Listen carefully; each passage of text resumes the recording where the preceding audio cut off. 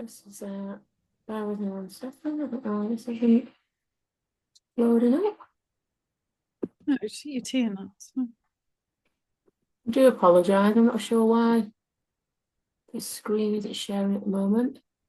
Just let me try again.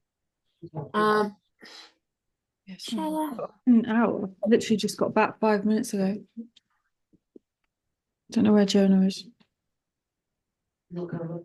It's not coming back. Oh, you might as well help yourself to more then.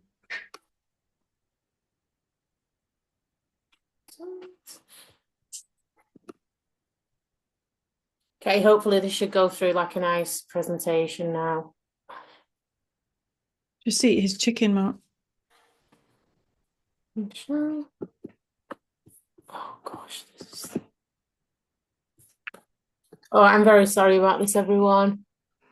This is exactly what I didn't want to happen. Right, let me go back to the Zoom call.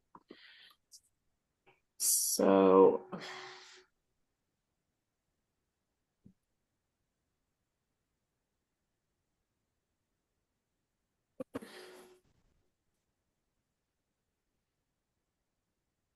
Can somebody shout at me whether or not they can see that screen that says Victor? It's like an opening slide to the call, or is it just...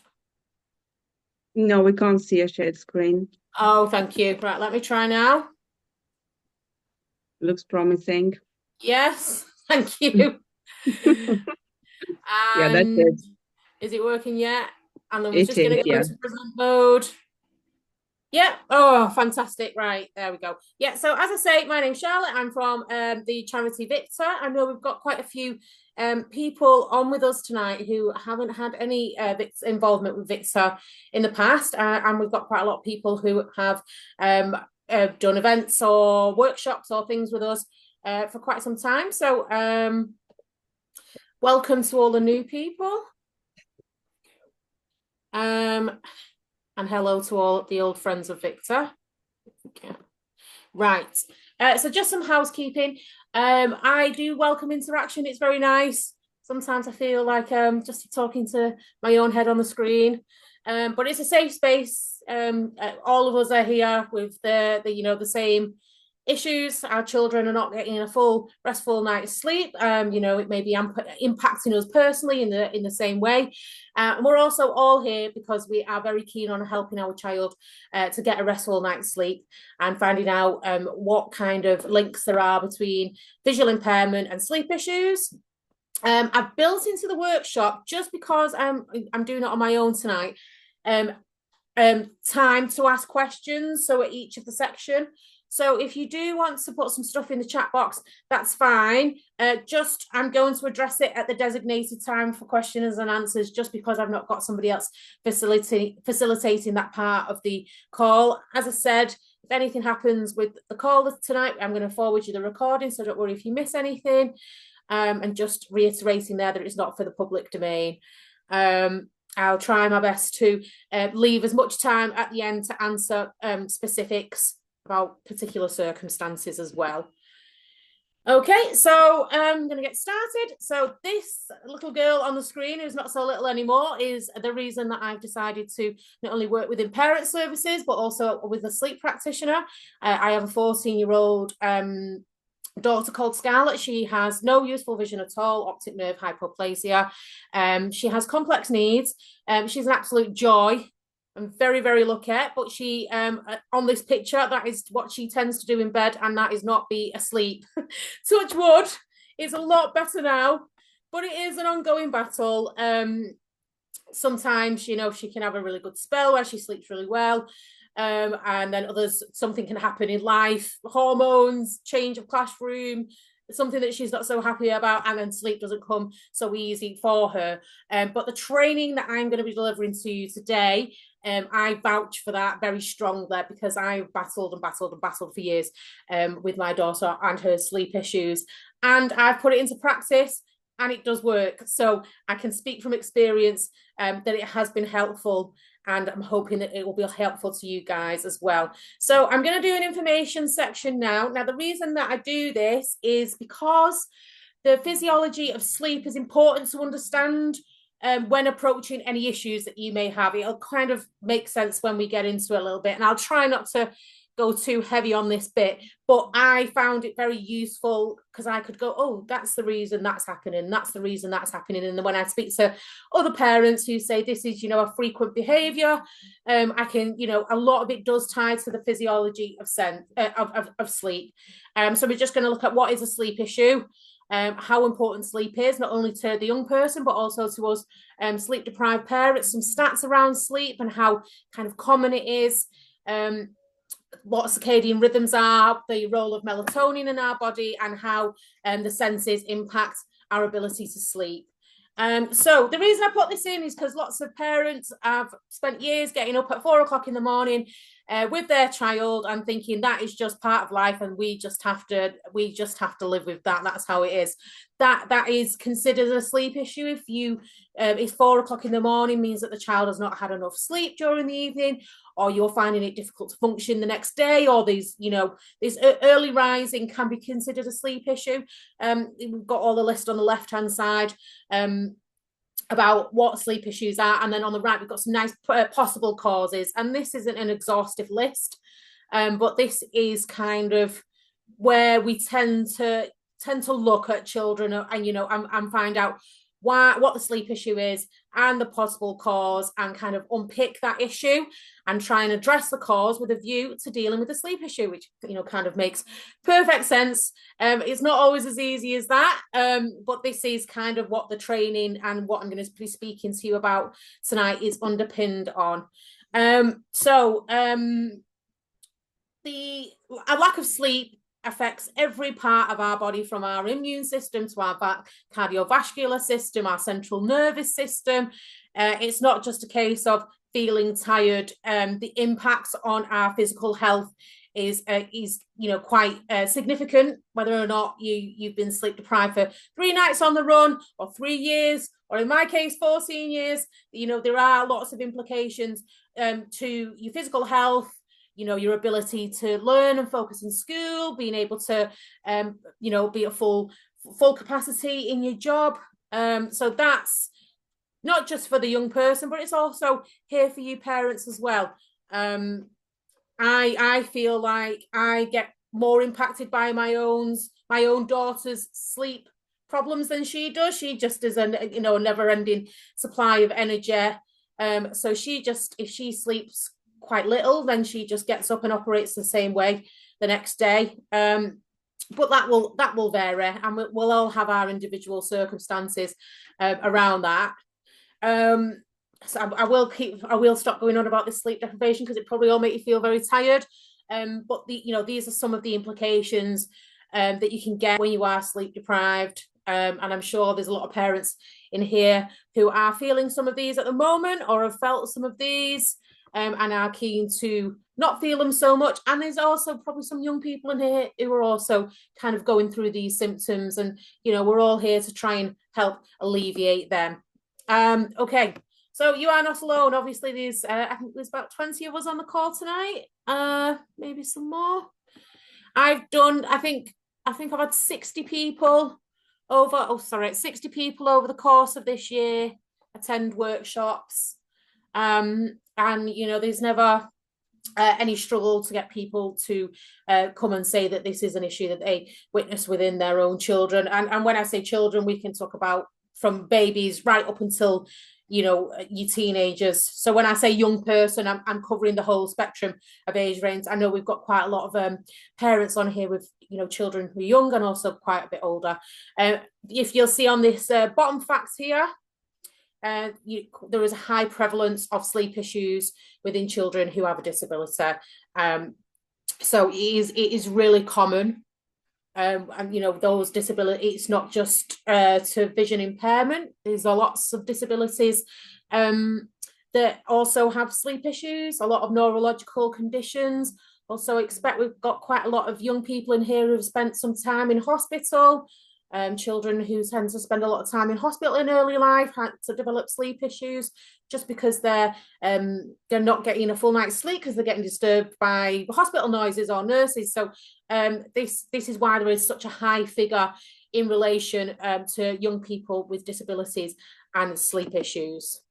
Okay, so we're going to go quickly over how sleep happens. So you have your two main stages, which is your REM sleep, which is like your dream-like stuff, and then your kind of non-REM sleep. Basically, there's kind of 3 different stages. Sometimes there's 5. It depends on kind of how much you look into the science of it. And during the night, we pass through these stages.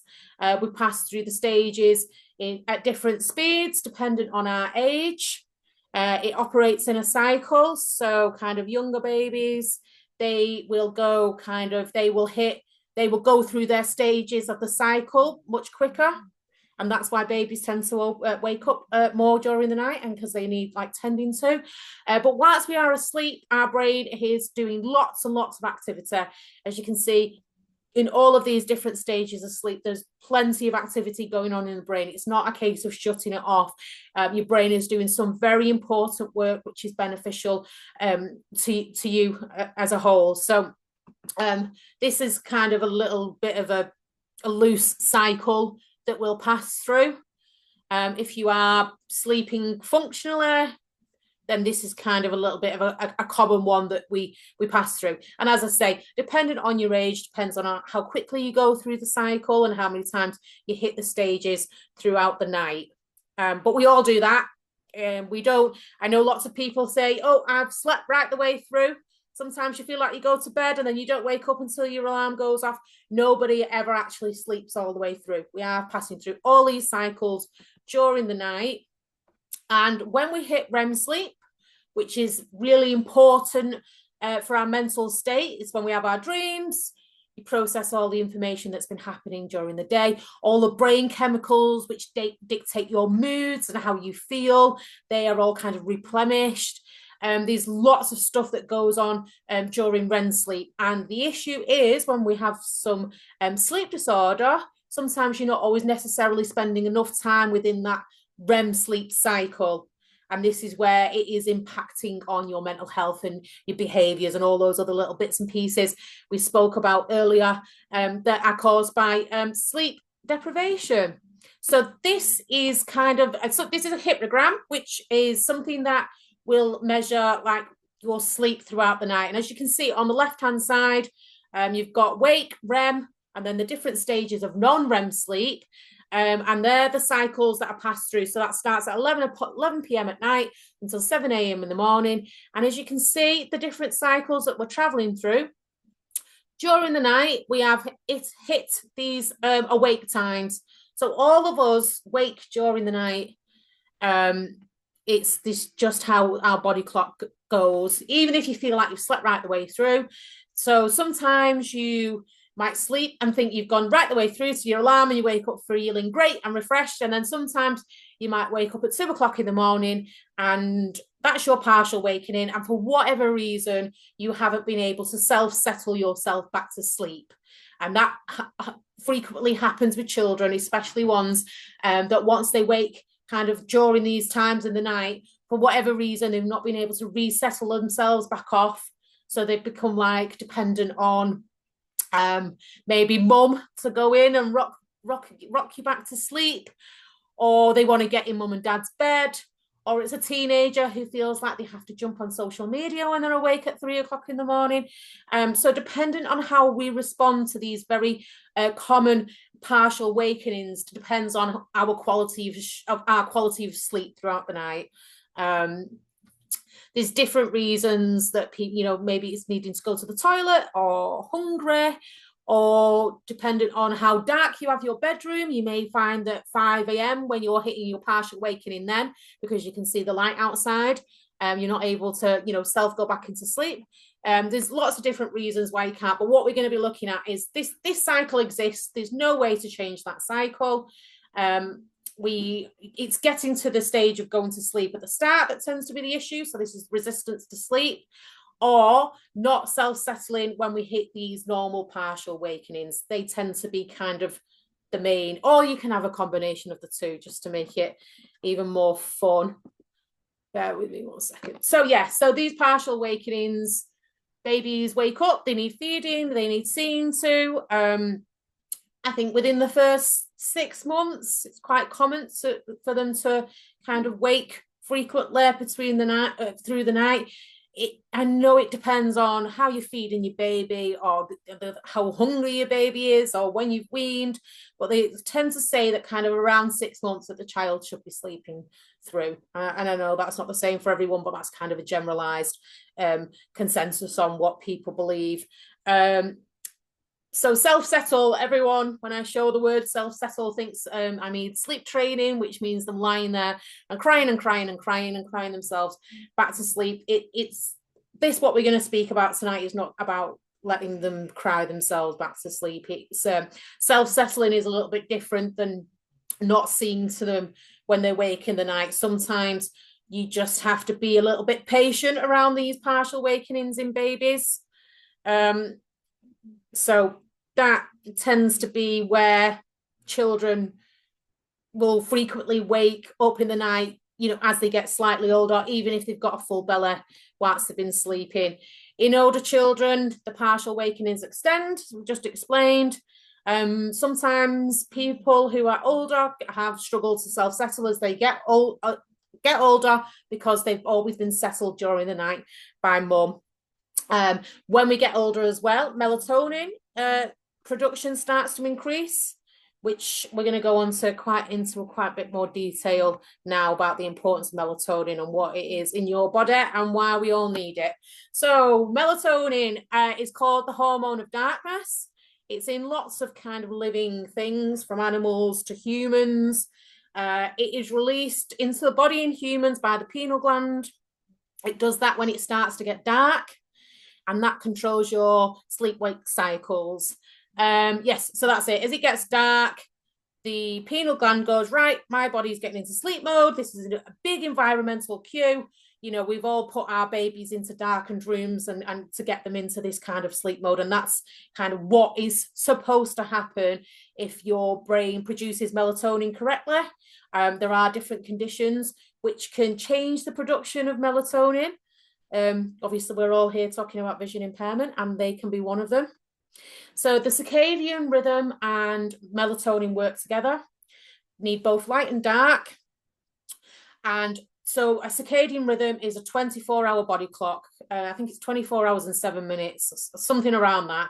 And we've all got it, and our body is supposed to follow that cycle. The environment gives us cues to keep that cycle going. Sleep issues happen when there are problems with the circadian rhythm and it's not running how as it should be, and there's various different reasons why circadian rhythms don't operate on this 24-hour cycle like it's supposed to. Melatonin plays a part and not kind of regulating that. A big thing with vision impaired is when they can't always see the environmental cues, like the sun coming up in the morning, the sun setting at night. The brain doesn't always know how to tell the body when to be awake and when to go asleep. So a lot of what we're going to be talking about tonight is how important it is to strengthen that circadian rhythm and make up for perhaps not being able to see light and dark and light perception and understanding. And we're going to go into some sensory stuff as well. So that's just what I've said about needing both of it. And lots of conditions around vision impairment also have issues around, I know with my daughter's condition, septo-optic dysplasia is one as well. There are some hormonal issues. So it's not always necessarily the amount of light perception. It could be and what is being produced by the pineal gland. And it is so unique to everyone. So I'm just going to try and make it as broad and cover everybody as much as possible. I just wanted to, because there's been a massive kind of lots of information for everyone. I just wondered, I just wondered, did anyone have any questions about that section, which I've whizzed through quite quickly before we move on to the next one? Let's have a look and see if there's anything in the chat box.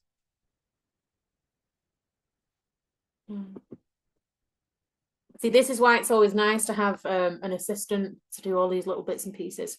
Right, okay, so that's good. We all seem to be on with what we've just spoke about, which is good. Okay, so the next section we are going into is sleep and vision impairment. It took me a long time to understand that there was a link between the two. There is a lack of information around this topic. And I don't just mean among parent communities. Sometimes pediatricians don't believe that there is a link between the two. QTVIs. I've been doing a lot of work with other professionals like cab workers and sensory teams and going and talking to them so that they are aware, because there is nothing more frustrating in not being able to get your child to go to sleep and no one kind of saying that perhaps there could be a link between the two. And I'm not saying this is a blanket thing. If your child is vision impaired, they are going to have a sleep disorder. It doesn't work like that, but there are links, and that could be the link that is causing the disorder in your own child. So it's good to be aware of it. I don't know why. I think I could only find American statistics at the time. But yeah, there is a high number of legally blind people in the USA, and a lot of it is to do with not being able to synchronize to the environmental cues. So yeah, that them facts in itself, I think, are enough to say that there is a link. Unfortunately, that it's not. I think it is well known, and I think it's becoming more into the forefront now. I just think, see, I didn't know anything about melatonin, and I had to find that out myself, and I had to beg the pediatrician for it. And I wish I could say that that was something that just happened 10 years ago when my child was 4, but it's still happening now. So yeah, just a reminder, and I know I keep revisiting this hormone thing because it is so important. Your cortisol is supposed to drop as it gets dark, and your melatonin is supposed to reduce. Melatonin doesn't just always go on that nice blue flowing line like that's on the diagram. We do have influxes of it during the day. I don't know if anyone is like me. I work from home, so I find it quite easy to get sleepy around 2:00, and that's my body just giving me a little bit of a push of melatonin, not at the most appropriate time of the day. But it does happen. But this is kind of basic in what is supposed to be happening with your child. So let me see if I can pull this back up. It's always nice to do a bit of a show of hands. I'm gone. Let me get you up on a grid. Really like if I can work out how to see all your faces again. More. Can anyone can somebody give me a shout out if their child currently takes melatonin, or you've heard of synthetic melatonin, or you want to try melatonin and you perhaps unsure or undecided? I'm really sorry, I can't see anyone's. Let me see if that better. I had heard of melatonin. My son goes to sleep with no problems, but he does wake up around 3-4 a.m. at times. So I don't think melatonin would have been appropriate for us, having read into it. Yeah. Given that he does settle with thorough routine to go to bed around 7:30. So we have not tried it. You've not tried it, but you're aware of it. I'm aware of it, yes. So on that instance, what I would suggest is maybe this 3-4 wake up is a partial awakening, and some work needs to be done around your son's partial awakening to find out why he's unable to re-rest. So that's what you do in that instance, find out what's happening around that time.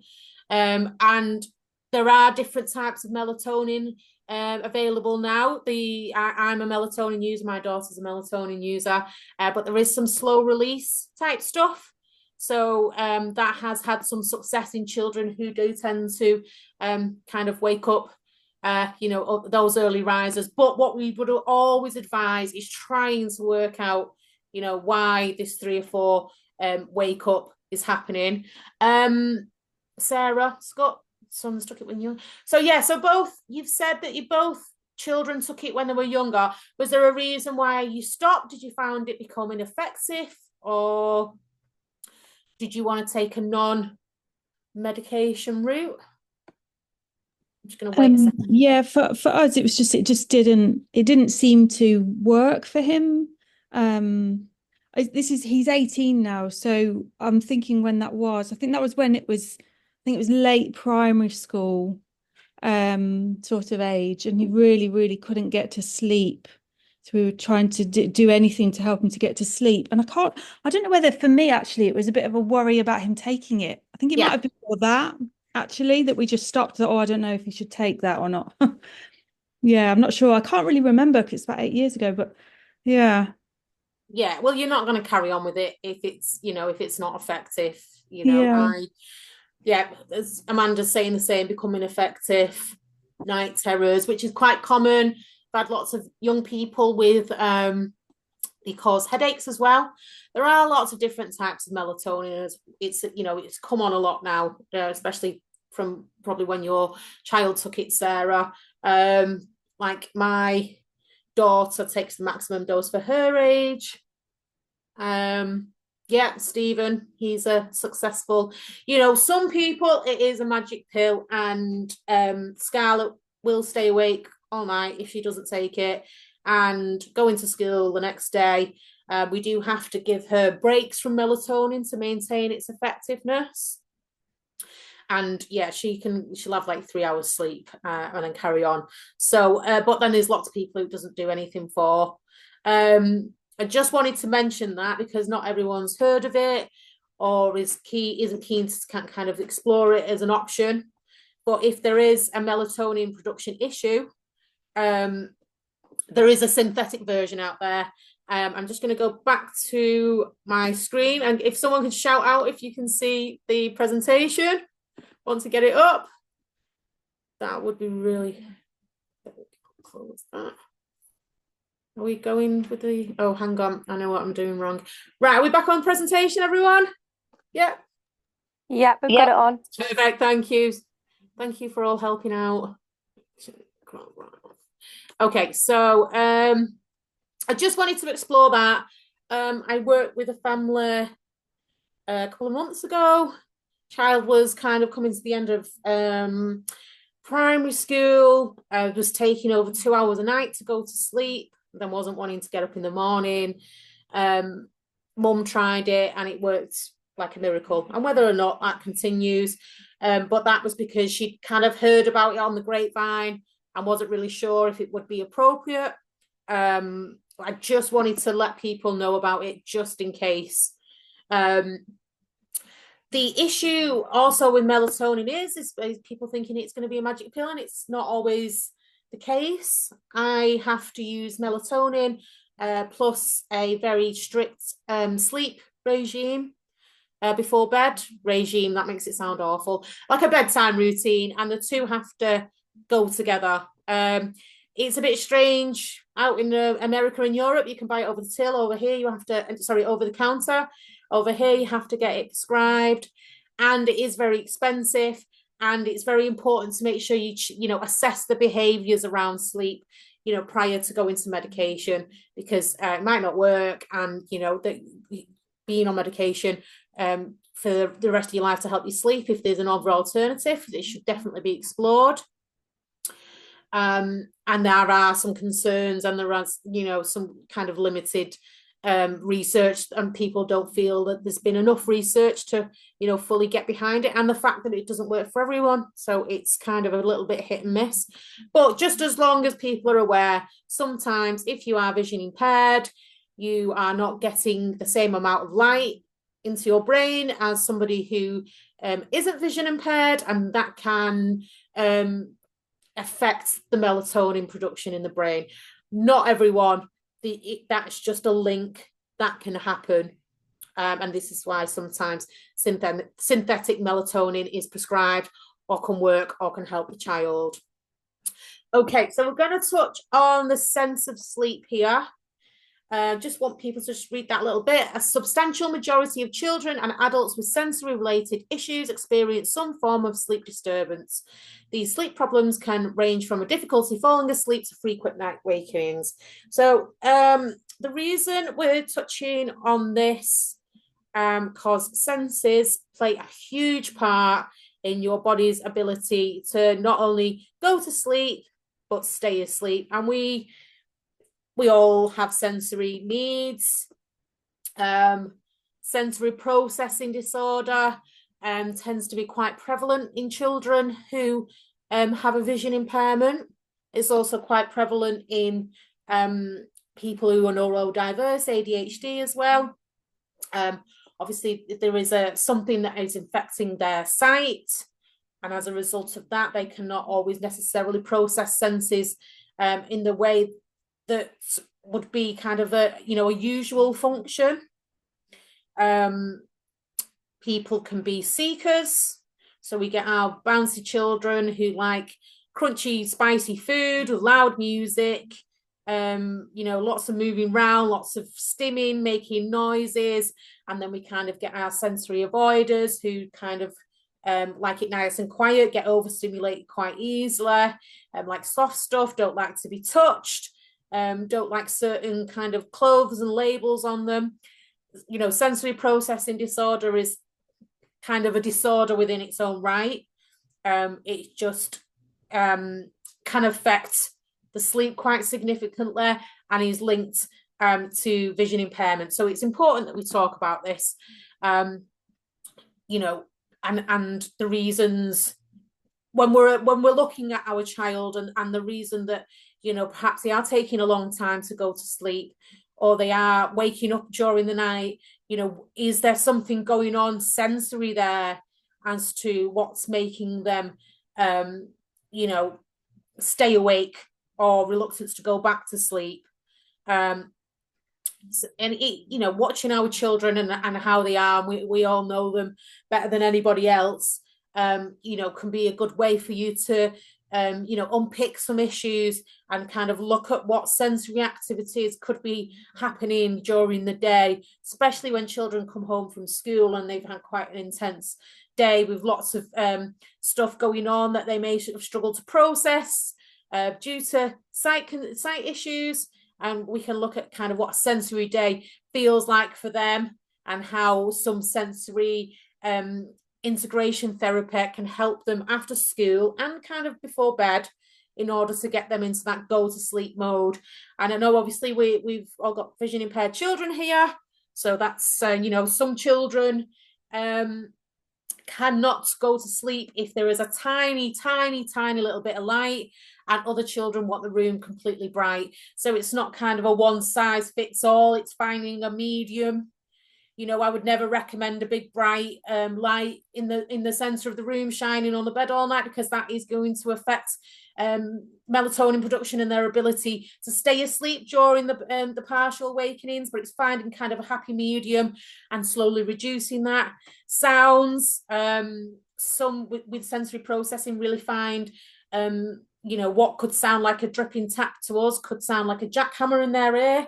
If you live on in a loud house, on a busy road, something you might not hear, but if there is some sensory issues, it could sound a lot more intense to a child with sensory needs. And we need to think about ways we can mask that, whether or not it's with bands around the head that cover bits of their ears, or whether or not it's with some white noise, or there's something else called brown noise that I'm going to talk to you a little bit about, delta waves, all of these little bits. It's not just down to sight. All of these things need to be addressed when looking at the bedroom environment and how they're feeling before they go to bed. Like, one of my most loveliest tips is around smell. And lots of children, especially younger children who can't settle without getting in bed with mum, or without mum putting them back to bed, swapping pillowcases from night to night when the child is having that partial awakening, when they smell their mum on that pillowcase, rather than needing mum to come back, that smell operates as a self-soothing. So that's kind of the sleep association. So looking at all these, and and what kind of things we're giving our child to eat for supper, if we're giving him supper at all, are all important. And it's good to look at everything and unpick it to get a clearer indication. So I'm going to talk a little bit about proprioception, because this is something that's quite common in young children, not necessarily, and teenagers as well, who are vision impaired, especially when they're waking up during the night and everything's completely dark and they can't see where they are or what's going on, or they feel like they feel like they need to get some physical contact from parents in order to soothe back, or they want to get in bed with mum and dad. Proprioception is kind of knowing where our body is in its sense of self, and there's some really brilliant, simple things that you can do for proprioception, and it's not just limited to younger children; it can be limited to teens as well. If you do feel like your child is expressing any proprioception, sleep aids, weighted blankets, V pillows that tend to smell like your parents is always good. Some deep pressure before bed. A lycra sensor. We're a big fan of lycra in this house. We have the lycra sensory sheet, and we also do wrapping in lycra before we go to bed with some rocking to try and get this proprioceptive kind of desire, like under wraps. The way I try to explain it is like when you feel hungry, no matter what you do to tell your body that you're not hungry, you'll still feel it, and it's kind of like an urge. Proprioception happens quite a lot in bed, especially when children thrash around quite a lot, or with night terrors, or aren't able to resettle when they wake up. It's because they need to feel that kind of comfort of being in bed. Sleeping bags is always a good one that, a lot of people tend to have sleeping bags, so you can try them first.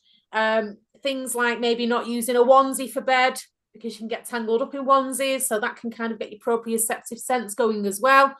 But these are quite good ones which you can do quite simply at home and which you can explore quite simply, and just to see the effectiveness of it and if it works. But they are really good for kind of settling quicker and also partial awakening. So that's just something for you to all kind of have a look at in your own home. People with sensory issues, routine is constantly important when it comes to getting a good night's sleep, strengthening your circadian rhythm. But lots of these little bits that we've just been talking about all really help to, one, get your body into, right, it's time to shut down now and rest and go to sleep, but then also keep you asleep once you're there. So they're really good ones to have a look at. Okay, so this is quite a relatively new concept to me. I've been doing this for a couple of years now, but I'm part of a much bigger network of sleep practitioners, and there's always new stuff coming out. And I've been working with quite an experienced sleep practitioner. I think she's like a sleep practitioner of sleep practitioners. So she's been doing it for a very long time, and she's worked with vision impaired children, and she's found light therapy to be quite helpful. So I just wanted to include a bit of that in the presentation today, just to tell you a little bit more about what it is. I don't know, people may have heard of light therapy to deal with that seasonal depression disorder, when it gets dark and you need that little bit of light. There's been some kind of really good progress in people who are vision impaired. So say your child gets up in the morning and they're sitting and they're eating breakfast, they need a light therapy box. I'm going to tell you what we need to be looking for when we're picking a light therapy box, and shine that on them for half an hour whilst they're sat at the table getting ready for school. And what that helps them to do is to get the cortisol up, tell the melatonin to go away, and it can be used as a really effective tool to compensate for any environmental cues that you may be missing as a result of the vision impairment. I know that some vision impaired children are using these in the afternoon at school when they have a little slump after lunch. Obviously that is dependent on school, and that may not be your issue. The school might be great, but it has been useful in getting this circadian rhythm really strong. The light actually helps the dark stuff work better, so it kind of compensates for anything that's missed.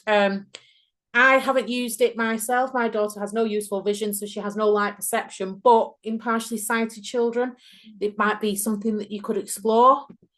And it's important that it's 10,000 lux. This is what, they all look different, but this seems to be kind of like a little bit of a standard shape and size for them. but yeah, there's been real success in vision impaired people and light therapy. So just wanted to touch on that. So this is one of our designated questions bit. I'm gonna open up the chat box and take anyone. Sorry, it's not particularly smooth. Let me get back down here now. There we go. Get my call.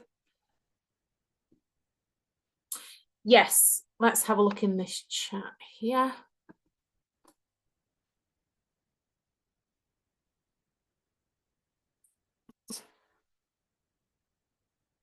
Right, okay, I'd have to go and do, because I don't know an awful lot about that specific condition. But if you leave that with me, I will go and check, because I would want, I'm not a healthcare professional, but I wouldn't want to, I've got a note of that in your notes. Oh, so have you, well, not a sleep therapist, really sensitive. It's fine. I don't know the answer for that properly, but leave it with me and I will follow up with an email when I've double checked. Yeah, I didn't think of Lightbox either, and I don't know how long it's been around that it's been really successful, but there has been a lot of success with it, especially kind of children that are getting, tired during school. But yeah, if it helps them, it's always worth a try. Do we have any more questions before we move on to the next section? Oh, so we're doing really good for time as well. Thank you. Right, okay, so I'm going to go back to sharing my screen.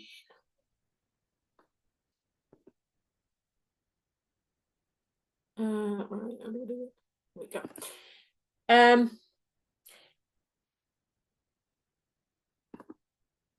Are we all on? Are we on the presentation?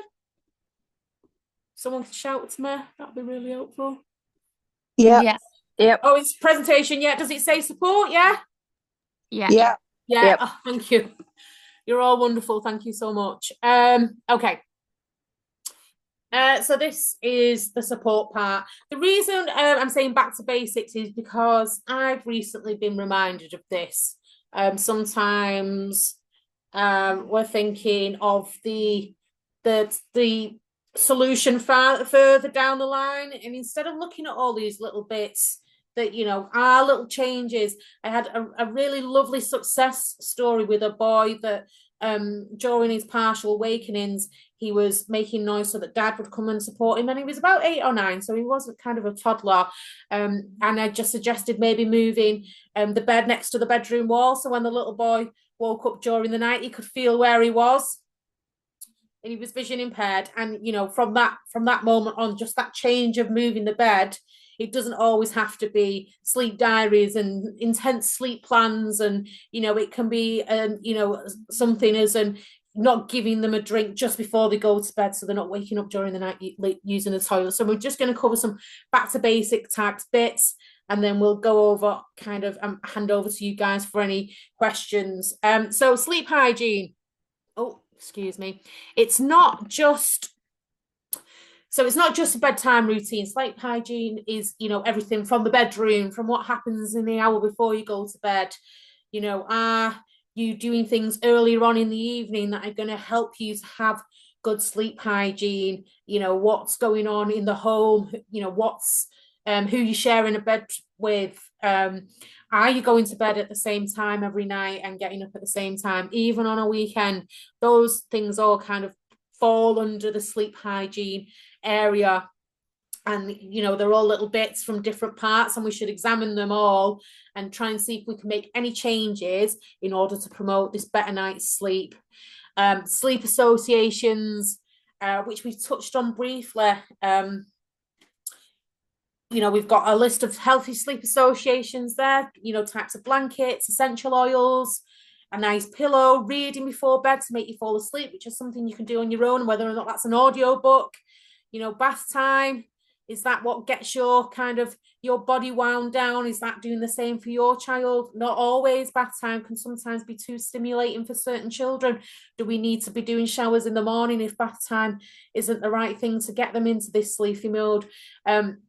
all those on the left-hand side talk about, you know, things that help us to fall to sleep and help us to go back to sleep once we hit these partial awakenings. And then we have some not so healthy ones. A lot of them, you know, involve another person, are disruptive to not only the parent, but the siblings. You know, is it stress related? Are they, you know, going to sleep feeling quite stressed because they know they're going to wake up at a certain time, and not be able to fall back to sleep and be tired the next day? You know, what can we do to eradicate this before going to sleep stress? So they're not panicking about what goes on during these partial awakenings, mobile phones and blue screens or anything like that. Getting your brain going and stimulated. What other alternative things should we be doing to get ourselves into a good sleep routine? If you can identify your child's sleep association and substitute it for something that is healthier for them to fall asleep to or to get back to sleep to, then that is a really good way of helping them to improve their quality of sleep during the night. So that's a huge one, that. And you know, I'm a bit of a fraud. I fall asleep to true crime podcasts, so I feel a little bit guilty about saying this, but you know, you do need to think about what's going on in with your child in order for them to go to sleep. But yeah, we've all got sleep associations, and mine aren't particularly healthy. I wish I was more of a kind of redome delta waves type person, but I think I'm just that ready to be woken up during the night by my child. It's never sleep. Going to sleep isn't my favorite time of the night. The average sleep needs, like I say, average, so it's not the same, but there has been quite an extensive amount of research that has gone into being able to determine what these average sleep needs are. A good way of finding out if your child is getting an adequate amount of sleep is finding out what their average sleep need is, recording when they fall asleep, and recording when they wake up, and recording any amount of time that they're awake during the night, and kind of getting that final figure, you know, and see if there's kind of any patterns. So that's just going to go over to, you know, slightly older children now. As you get older, we get less and less. Maybe, you know, if you've always put your child to bed at 7, and they get up at a certain time, are they getting older? Maybe do you need to be giving this later bedtime? Or has there been, you know, when they get to teenage years, are they needing to get up earlier for school? So do you need to adjust that and kind of find out what time they should be getting up and count backwards and aim for that as an ideal bedtime based on these average sleep needs? So that would be a good way to kind of determine a new routine for them. Bedtime routines, helping your child to create a good one is a really beneficial thing you can do, and you can start that from them being teeny tiny babies. Yes, they are very hard to stick to. It's not as simple as just saying, you know, have a good bedtime routine.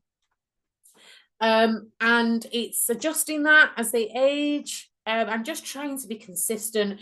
It's not a case of being firm and saying, no, you're going back to sleep. You know, if someone's awake at 3 o'clock in the morning, there's no amount of you telling them that they need to go back to sleep is going to make them fall back to sleep. So it's not a case of that, but it's the consistency around this leading up to bedtime and what's going on in the evening, and looking at the sensory issues, and you know, looking at what's going on at school and all these other little bits and pieces which could be impacting sleep. Anxiety is one of the biggest reasons that young people experience sleep issues. You know, to an extent, are you addressing their anxiety needs? Is the things going on that you need to get out? A great one for a child who suffers with anxiety is designating kind of a 5 p.m. chat to kind of get everything off their mind. Don't do it just before bed, because then you got them thinking about the worries before bed, but dedicating some time earlier on. So there's loads of little changes that you can do.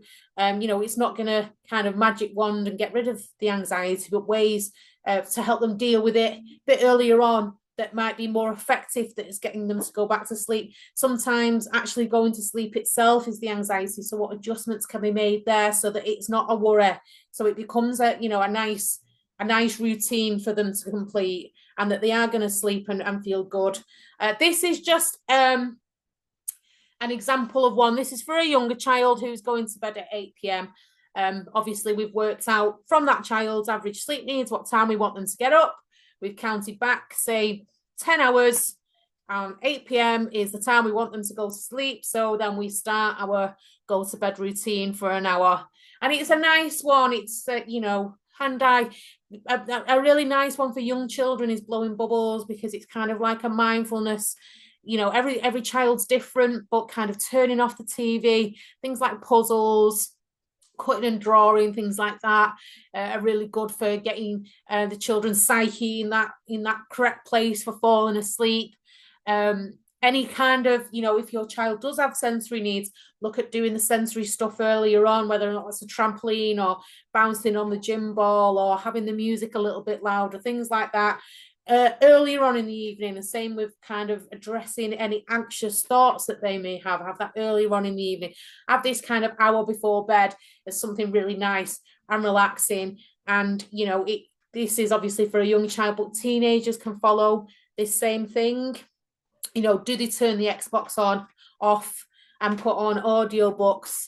Does the kind of lively music stop and they, slip over into delta wave type music? So it's just looking at what we can alter in that hour before bed in order to get our body, really ready to go to sleep.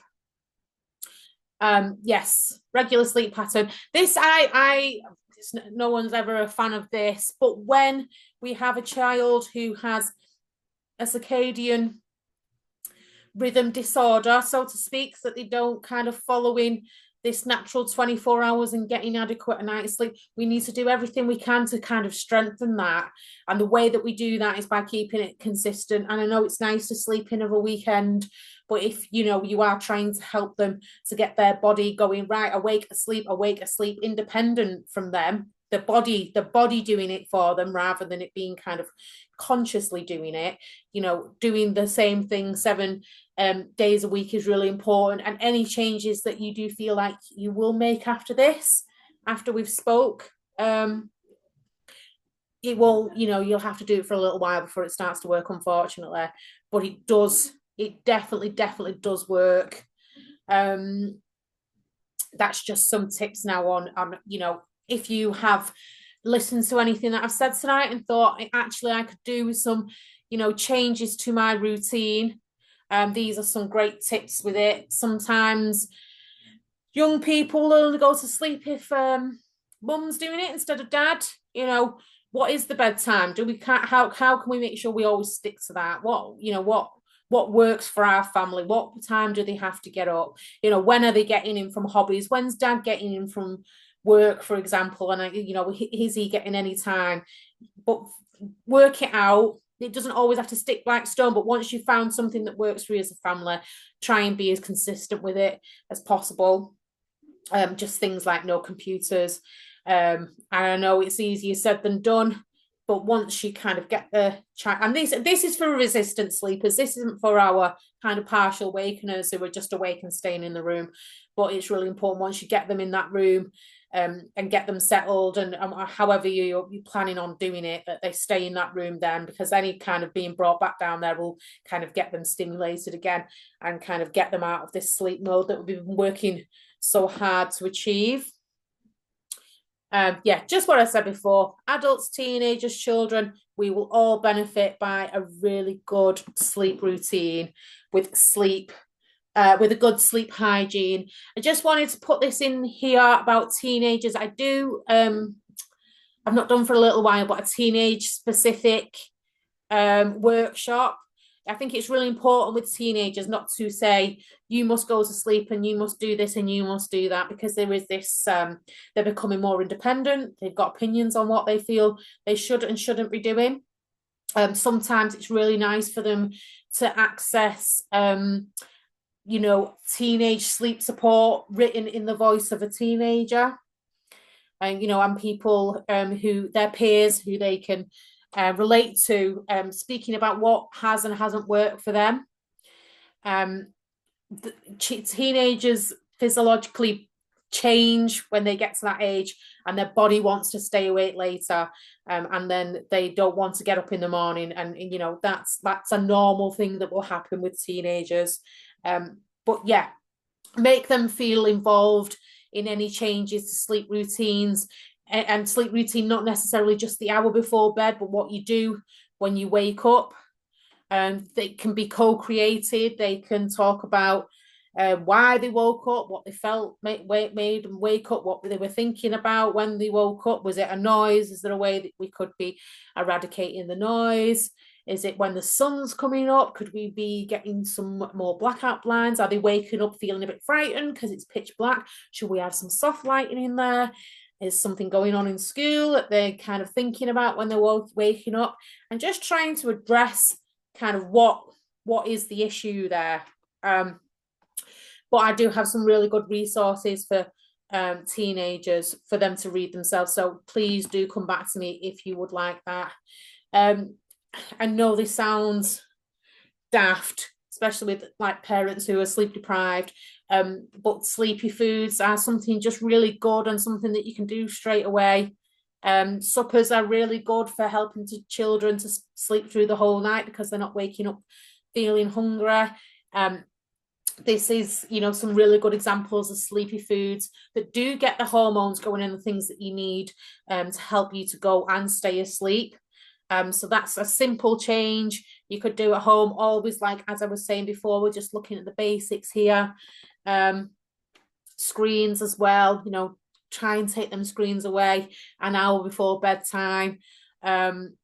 Maybe not have access to screens if they're doing that when they wake up during the night, and trying to see if there's a way they can do something that's kind of a little bit more of a healthier sleep association to go back to sleep or to fall asleep too. Exercising, is there enough happening during the day to kind of get that adrenaline going so that it's going to go back down? Just really simple stuff like checking the room's not too hot or too cold, making sure the bedding, like I said before, maybe not always kind of onesies are always the best for sleep because you tend to overheat a little bit, or when you wriggle around you can get kind of a little bit caught up in them. Just looking at all little bits and pieces like that and seeing if there just is any little subtle changes that you can make to help and improve things. Music is good, especially for vision impaired people. What can you do? How can you, if they do use music to fall asleep, or use music to fall back to sleep, you know, should there be a change in what they listen to at that point? White noise is good for if you're in a noisy house and you want to black out things. Delta waves are really good for helping you to fall asleep, and can be used once you awake to fall back to sleep. It's I can send out some examples of where you can access delta waves. If they're listening to audio books whilst they're awake, could you swap to delta waves just before they go into a sleep to help them to kind of indicate, right, it's time to sleep now? There's lots of things we can do around music if that is kind of what helps your child to get into that settled mode.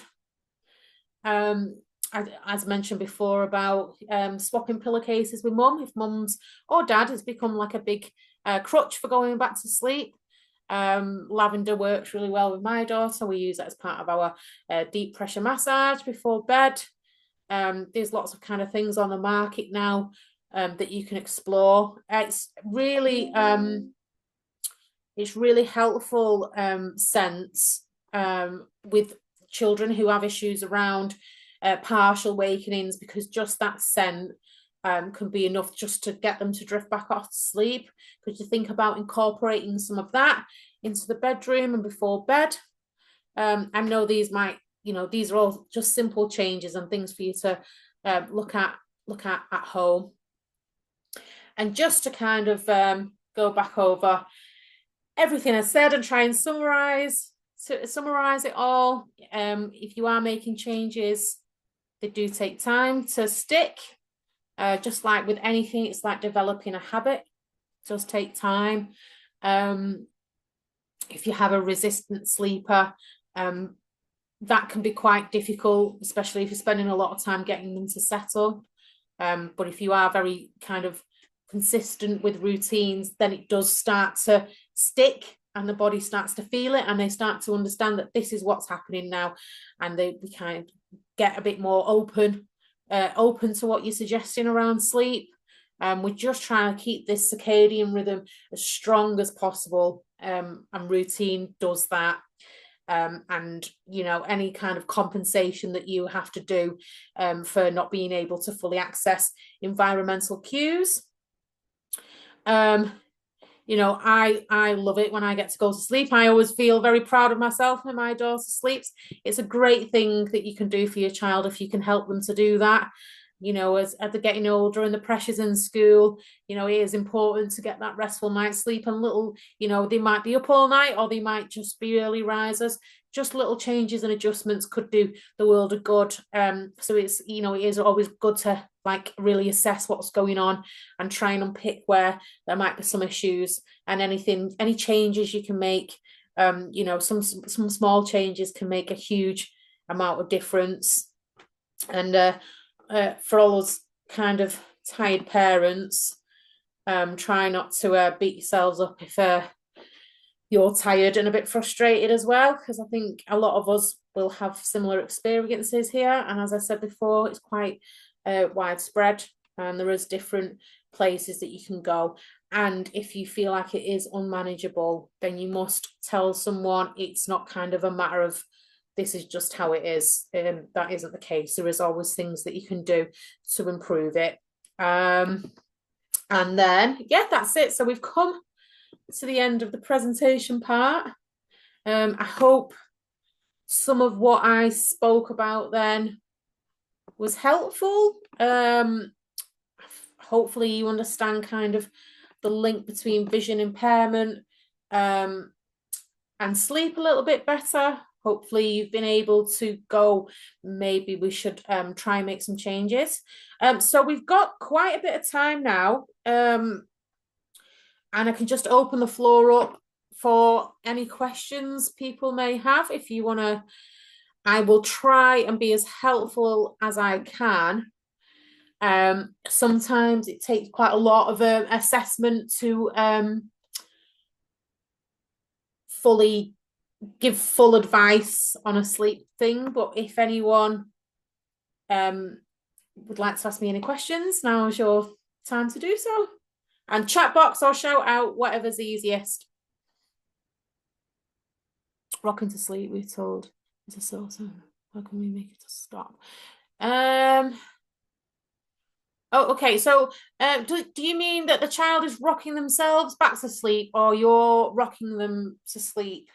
Sorry if I've not fully understood your question there, Florina. Sorry, yeah. So Henry, when he goes to sleep, he will rock himself side to side and go to sleep. He doesn't like us to rock him. He's in bed, listening to the music, and he will sing to himself and go and go to sleep.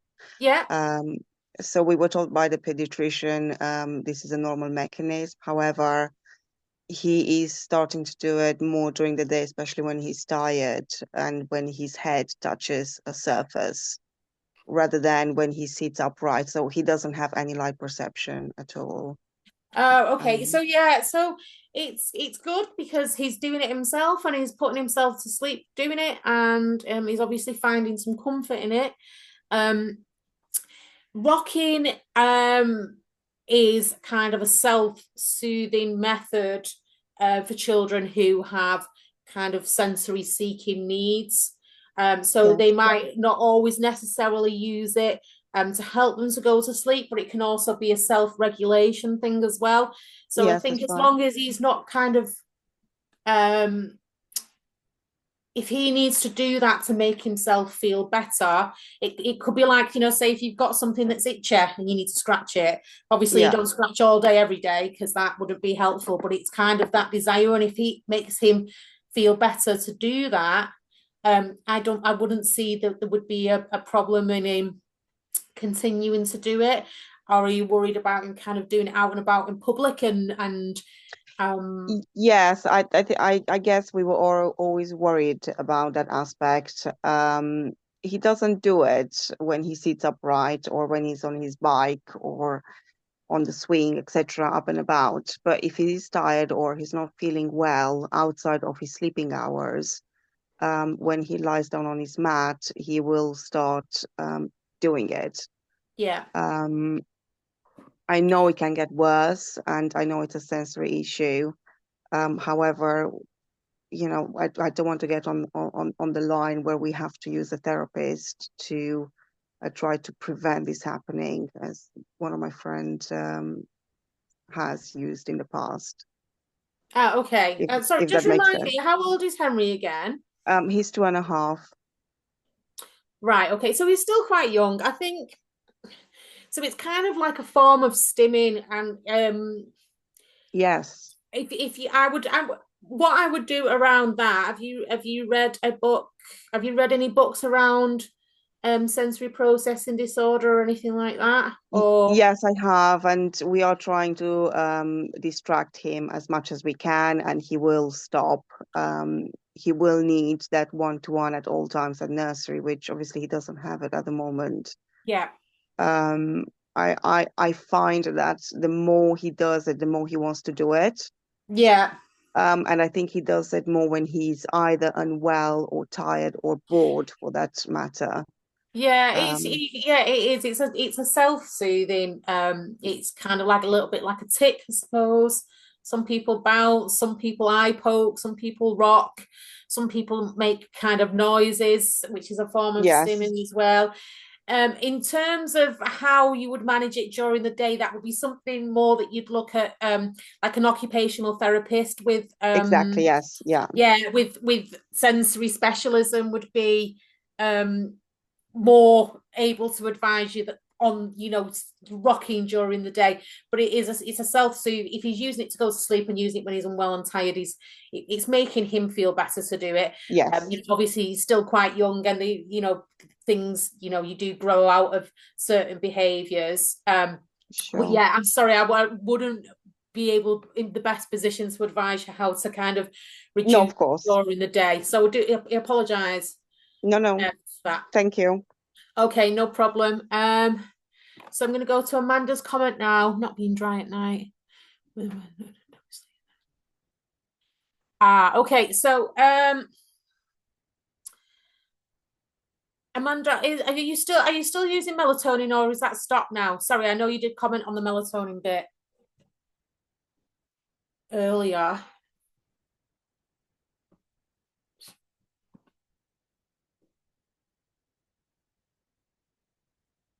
Sorry, I couldn't work out how to undo it. No, it's okay. That's no, we stopped the melatonin because she just was having horrific night terrors for some reason. It didn't, and the headaches.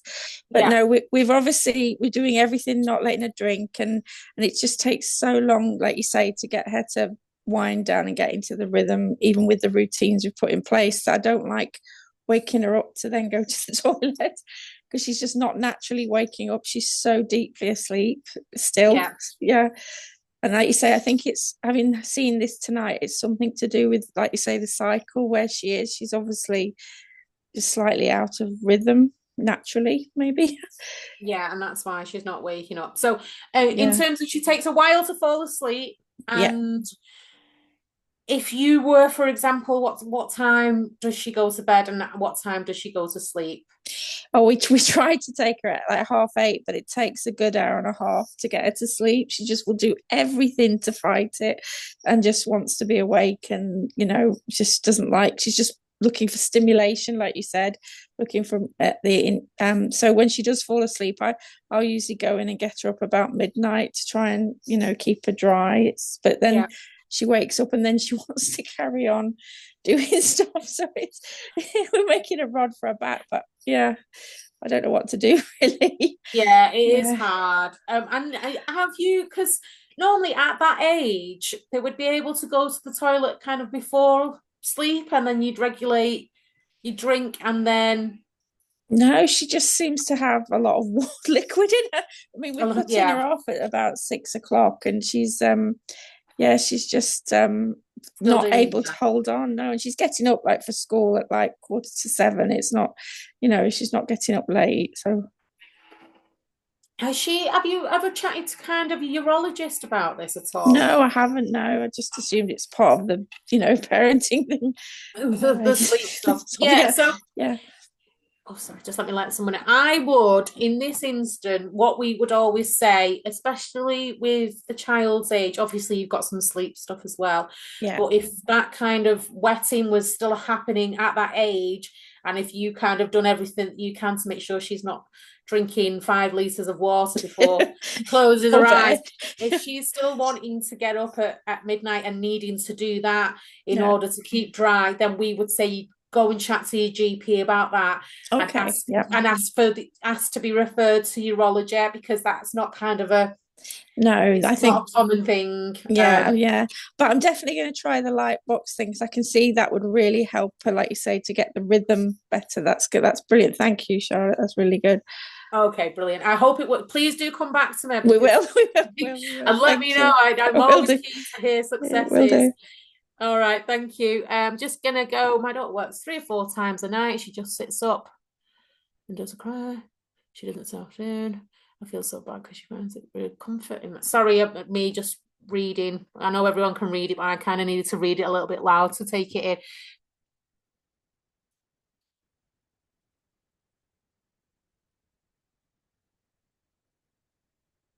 Just trying everything. Tony's box, right? Like pitch black, white those blankets, comforts. No, so that is quick. That's completely normal, especially with a 4-year-old. But as you say, it's affecting you. And what you do need to do is try and be firmer and a bit more consistent with her needing you to go back to sleep. So her routine involves you lying with her. So what we would do in that instance is something called gradual retreat method. So this can take a week or it can take 6 weeks. So what you would do is you would put your daughter to bed, and instead of lying down with her until she falls asleep, which only takes 5 and 10 minutes, so that's great. That is how she should be falling asleep independent. I would just start sitting at the end of the bed with your hand kind of maybe on her leg or on her back, and try that until she gets a bit more comfortable with that. Then come off and sit next to the bed and do that until she's fallen asleep without you, and then move closer to the bedroom door, always reassuring her that you're there. And I would do it. I can send you some more information about the gradual retreat method. When you say this to people, oh, try that, they think, oh God, that is not going to happen. There's no way. I have to be here doing this. But you'd be surprised how effective it is. So it's all about making her feel secure, that you're there, and you're supporting her through falling asleep, but it's not something that you can sustain. And with that falling asleep and doing that gradual retreat method with your daughter, she will get accustomed to falling asleep without you, but without doing the kind of really traumatic, that's it, mum's not here ever again, you just got to go to sleep by yourself. You would do it gradually until the child had adjusted to it. And then what we would hope as a result of this successful gradual retreat method is that when they are waking up in the night, that they don't need you to go back in. And then if she is still needing you to go in when she wakes during the night, then you would assess, what does she need instead of you and dad. But in that instance, I would start with you not lying down next to her and doing it slowly, bit by bit, taking yourself out of the room.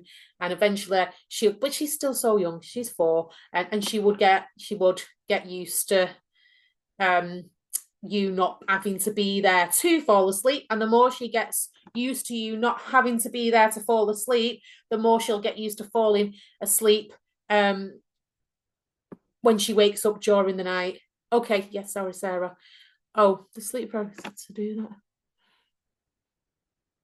Oh, yes. No, it'll be fine, honestly. It'll be fine. She will, she sounds, if she's fallen asleep in 10 minutes, and she's doing good, it doesn't sound like there's kind of any melatonin production issues or anything there. It sounds like She can do it great on her own. You just have to be a brave mum and go and just do this gradual retreat, and and try it out. It'll really help. Just don't let her come out of the bedroom. Once you've got her in there and you've done this whole lovely sleep routine and got herself all sleep here, once she's in there, make sure she stays in there. And just give it time. But yeah, that's my thoughts on that. We've got plenty of time for more questions if anyone's got anything specific I have, mine is quite similar to the one that you just explained. My daughter's 3 years old, but she's quite similar in the terms of that I have to like lay next to her to get her to sleep.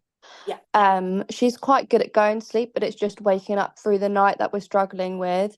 And she'll like want me to go into her to go back to sleep. So I obviously I think we'll definitely try what you've just said about the gradual going away. Yeah.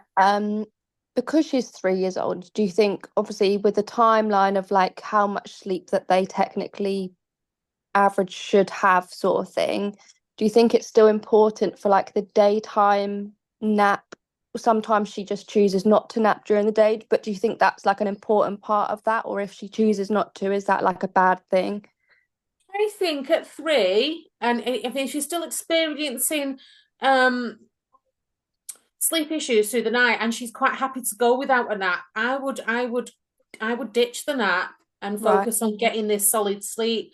And if you do make those changes so that you are not the sleep association that she needs to fall asleep, then she won't need you to go back to sleep during the night. But if she's not choosing, if she's quite happy to bypass the nap at the age of 3, that isn't kind of completely unheard of. It's, there is recommendations, and around 3 is a bit of a grey area. And if she can go without it, and it means you get that solid kind of 11 hours at night, which would be appropriate for her age, I would go down that route.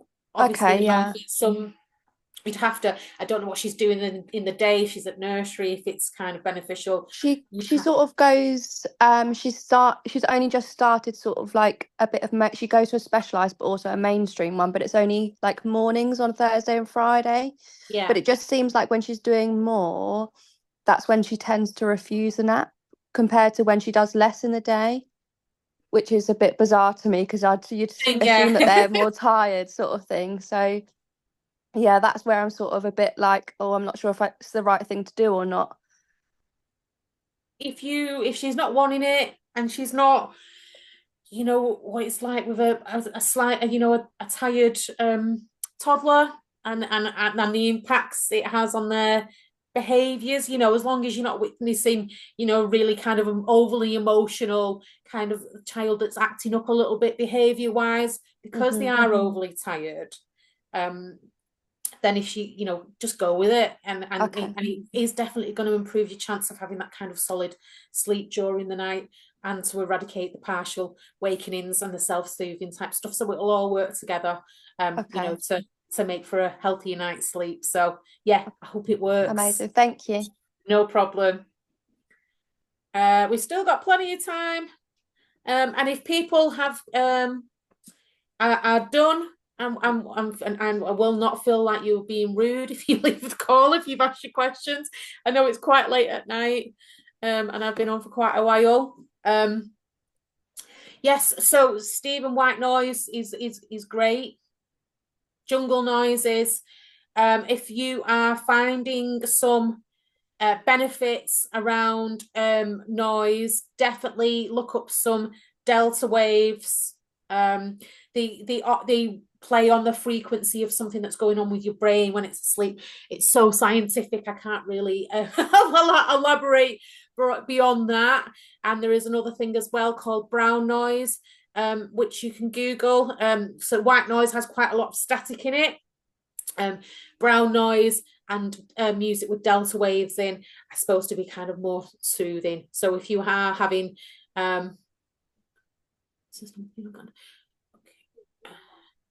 yeah, okay, so Kylie, that's a good question.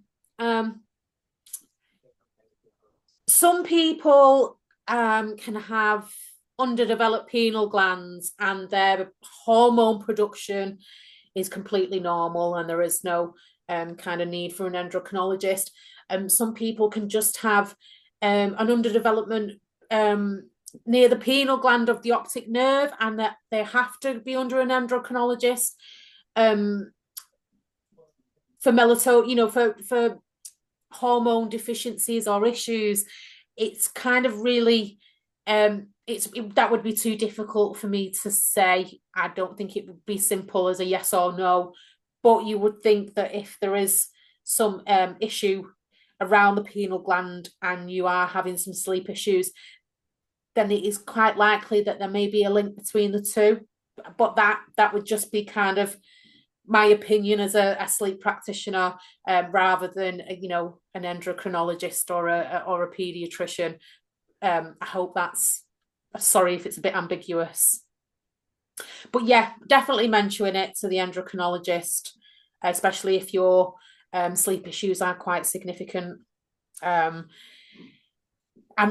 not sure if they would be willing to test it. I'm not quite sure what the testing process is for it. Obviously, if you're under an endocrinologist, you've had hormone tests in the past, and they would look at things like cortisol, which plays a part in us staying awake as well. So, do definitely explore, ask the question and explore the topic with them. I'm sure they would be happy for you to kind of ask about that and talk about things that we've discussed today. So I hope that's okay. I'm sorry if it's not as in depth as you needed. Thank you. We still have some more time if anybody else would like to ask any questions. What I'm going to do from this is send the recording of the session, just in case anyone had to leave the call or they want to revisit anything. I'm also free for you to email and ask more specific questions. I do offer a one-to-one bespoke sleep support service. I've got a bit of a waiting list at the minute and I'm operating at capacity. But if you would like to apply to go on that, it wouldn't be immediate that I'd be able to work with you. Probably looking kind of early next year now. But feel free if you would like to look into that. I'm also going to send you lots of kind of resources and some top tip sheets of things that we've discussed. But if anyone wants anything else or any further questions, you can just kind of come and email me at any time. I'm really passionate about getting children to go to sleep. I just kind of wait for someone to email me back and say, yeah, they've gone to sleep. So yeah, if you do have any successes, I would love to kind of hear about them as well. Sarah's weeks. So Sarah, could there be a session? Okay, so we've got two Sarahs here. So I'm just going to look at this. My daughter is 10 and often falls asleep, but wakes soon after and then can't get back to sleep. Are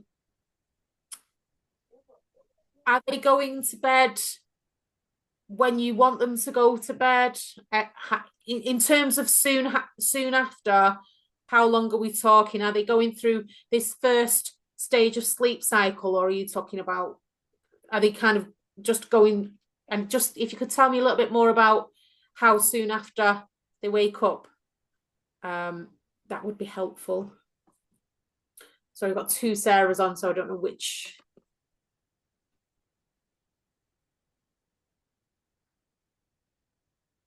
Is the one.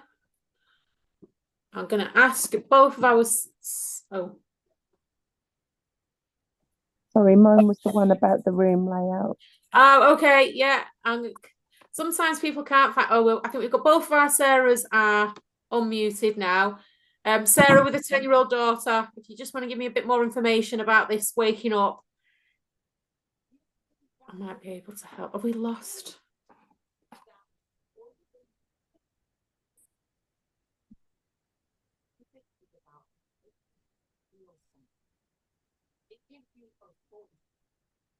Okay, sorry, right. I'm not sure if we've lost Sarah who asked the question, or she's not sure on how to unmute. Could there be a session on the best setup of rooms layouts? Do you mean bedroom layout for getting a good night's sleep? Or do you mean just generic room layout? Yeah, sorry, Charlotte. I've done a couple of your sessions now, and I've always found them really, really useful. And obviously, I know there's been talk about sleep, you know, obviously for this session, and you know, I mean, you know, Finn, he has a Tony on of a night time. We haven't really struggled necessarily with you know, sleep, but he is a very early riser. Early rise, I remember from your notes, that it was about 4:30, 5 o'clock. Yeah, 4, 5 o'clock. So like this session's been really, really useful. But just in terms of you know, if you're thinking about a session in the future, it would be really great to sort of you know, maybe think about like decor, you know, for, you know, VI children, room layout, you know, any sort of, because I've gone on the internet so many times to sort of do research just about how we can make, you know, make our home, you know, sort of more VI friendly, really. But yeah, but for the future, sorry, that's why I tagged it in on the end. Sorry. Oh no, it's all right. No, I think I've been doing this for like 3 years now. So if anyone ever comes with a suggestion, I absolutely love it, because you know, like when you feel like you're running out of ideas. So thank you for that, Sarah. I will take that back to the team and have a thought. I know we've previously done things on sensory rooms and stuff, but we've never really thought about making the house completely VI friendly. So yeah, thanks for that. You know, it will give me something to think about. Thank you. Thank you. And yes, not a problem, Kyla. 5 to 10 minutes later. So it sounds like to me that then sorry, just let me double check. Your daughter is just nodding off, and for whatever reason, when she's hitting that first sleep cycle, which should take about 10 minutes to get to, there's a barrier there. So what I would do in that instance, obviously is she able to give you a bit more information about what's waking her up? In that instance, I would look at the bedroom environment. Is there anything to do with potential noise outside the bedroom, whether or not that's within the house or outside the window? If she's kind of getting jolted up, like wide awake again, it might be kind of like a proprioceptive sensory type thing, you know, that we discussed earlier. So I would look at maybe something to make her feel more kind of secure in bed, like a weighted blanket type thing, or a V pillow or something to make her feel kind of snuggled in. That might help her to travel through onto kind of the first sleep cycle. After that, maybe look at, is it dependent on the severity of the sight impairment, is it because she's going into total darkness and isn't comfortable with that, and is waking herself back up because she's nodding off completely. I don't know about you, but when I'm feeling particularly anxious, I seem to be able to get drowsy, and then the minute I feel like I'm drifting into a deeper level of sleep, something happens within my body to jolt me back up. So could it be potentially she's anxious about something that's going on in life, and maybe we could be looking at what work can be done around dealing with any anxious and intrusive thoughts, so that, you know, there is a variety of things it could be. Talk to your daughter, find out if she can pinpoint anything. I don't know whether or not she's a melatonin user and it's something that you've explored. Maybe it's to do with a deficit in melatonin, and it's not helping her to get fully to sleep. But I'm more than happy to chat with you offline about that as well, Sarah, if you want to give me some more information kind of via email or on a phone call at a later date, if that's okay with you. I hope that was helpful. It's Ashley. So we've got a 7-year-old, nystagmus, fall asleep at school. Just better answer when it goes to sleep, no problem. She woke within the first hour. It's okay.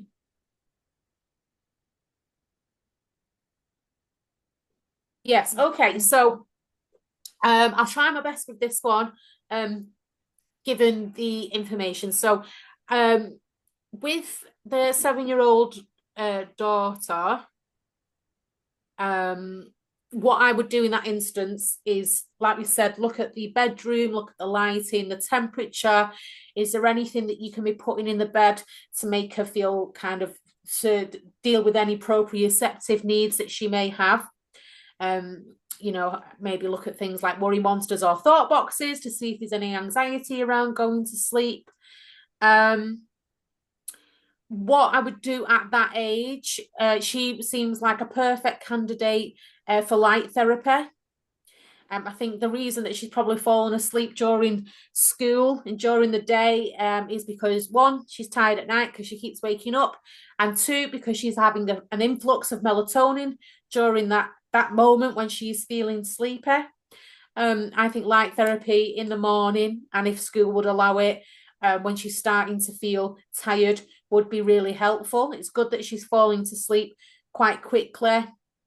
But there is, I think, if we get the circadian rhythm stronger around when she goes to sleep and getting some light therapy in the morning and some light therapy in the afternoon and stopping this falling asleep during the day, then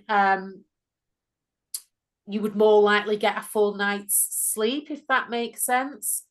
I'm not sure, is she in a position to say what is something happening when she's waking up in this first hour? Is she talking because she wants you to help her to go back to sleep, or is she just crying out and talking and then going back to sleep herself? Seems like there's some need there that's not being met. Kind of proprioceptive stuff in beds might make her feel a bit more secure, and she's not going to do this crying out and talking type stuff. Yeah, with you, Ashley, I would look at definitely some proprioceptive stuff in bed for both the 1-year-old and the 7-year-old, and some light therapy to try and get this circadian rhythm stronger so that she knows, during the day, even though the body's producing a bit of melatonin to tell her to go to sleep, it's time to stay awake. I'm sorry if that's a bit broad. But that would be the recommendations I would make, and find out what's going on before that hour before bed, and making sure that she's not using screens, and getting herself nice and calm before she goes to sleep. And hopefully once she's in bed then and falling to sleep beautifully like she does, that the getting upset once she's gone to sleep isn't going to happen as frequently. I hope that's helpful, Ashley. And of course, you can email me separately if you'd like to chat about it a bit further. I hope that's okay. We still have some more time if anybody has any questions. Just give that a couple of minutes just in case anyone's typing.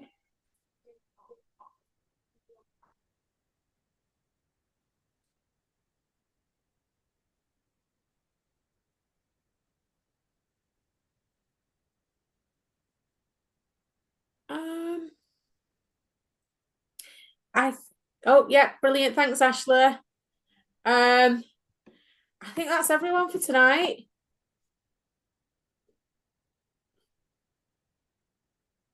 Yes. Okay. I'm going to stop recording. Oh, thank you. I'm going to stop recording now.